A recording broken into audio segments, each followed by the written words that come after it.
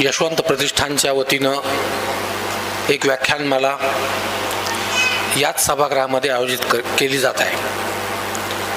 या 15 वर्षामध्ये एकदा मलाही या व्याख्यानमालेमध्ये सहभागी होण्याचा योग आला होता।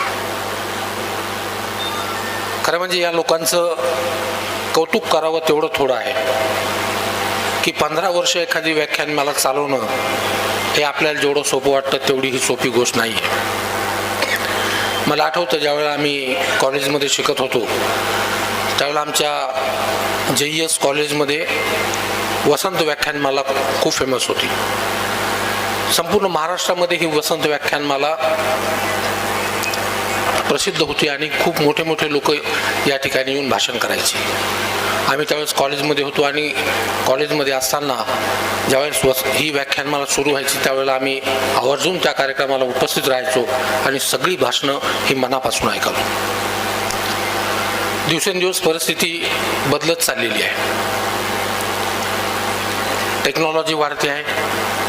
आपल्या सगळ्यांच्या लक्षात आहे की ज्यावेळेला आपण सगळे लहान होतो त्यावेळेला आपण पुस्तकं वाचायचो, हाताने लिहायचो, परंतु आता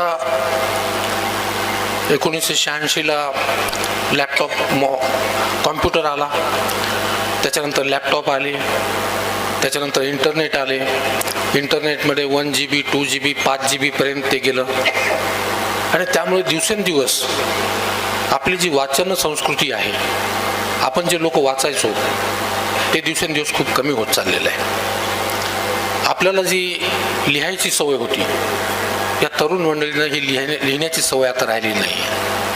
प्रत्येक गोष्ट ते कॉम्प्युटरवर आणि लॅपटॉपवर करतात। त्याच्यामुळे आजची परिस्थिती अशी आहे की पुढच्या काळामध्ये ही वाचन संस्कृती आणि लिखाण संस्कृती ही पुढे टिकेल की नाही याबद्दल आपल्या सगळ्यांच्या मनामध्ये शंका आहे।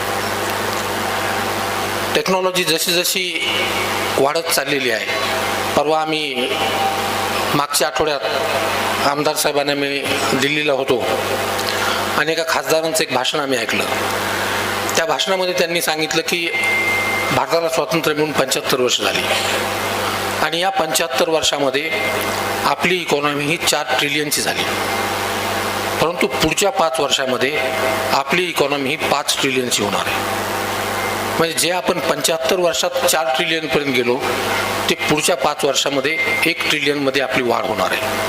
त्यामुळे साहजिकच हा प्रश्न निर्माण झाला की असं कोणती प्रगती होणार आहे की आपली इकॉनॉमी इतकी मोठ्या प्रमाणात वाढणार आहे। त्यात त्यांनी सांगितलं की याचं सगळ्यात मोठं कारण हे आर्टिफिशियल